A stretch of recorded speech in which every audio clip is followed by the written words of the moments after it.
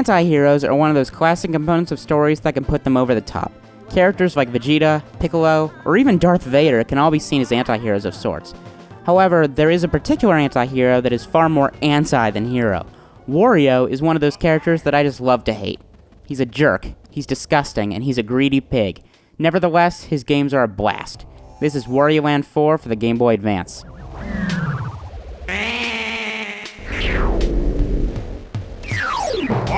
Wario Land 4 is a strange beast. The basic setup is pretty similar to a game like Super Mario World.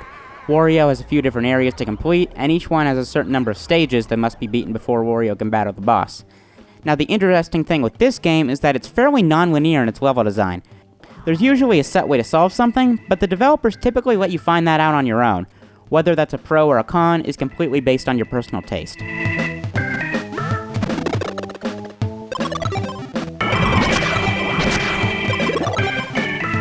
In terms of control, this game feels like a cross between Mario and a beat-em-up.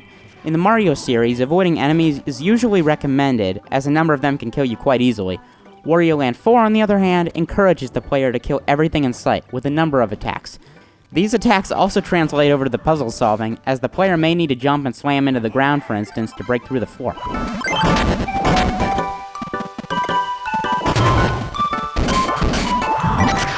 Now, while these gameplay principles are fairly constant, the way in which they are executed isn't.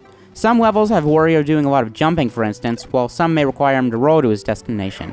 While this may sound a little bit too simple, the great thing about the level design is that the game does not openly tell you how each level is supposed to be solved, with the exception of the very first one. It's all trial and error, kind of like Wario's life.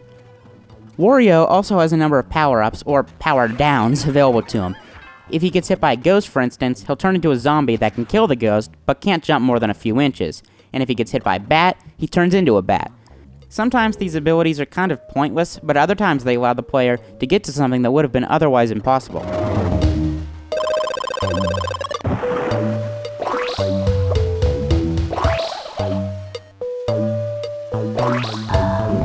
Visually, Wario Land 4 has almost the polar opposite problem of most Game Boy Advance games. The gameplay itself is very pretty, with very smooth animations and a ton of color to each level and the enemies inside of them.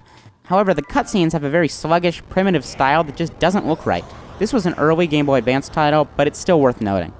In terms of audio, though, this game's another story. Songs are brilliant, using a dark comedic soundtrack to add a little twisted humor, and voice samples are also extremely clear. Wario actually sounds like Wario, which is a little bit surprising for a Game Boy Advance game.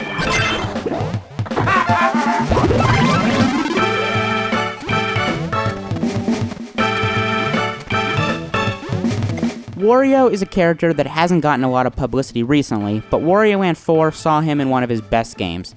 It's usually not fun for me to play as the bad guy in a Nintendo game, but this one is definitely an exception.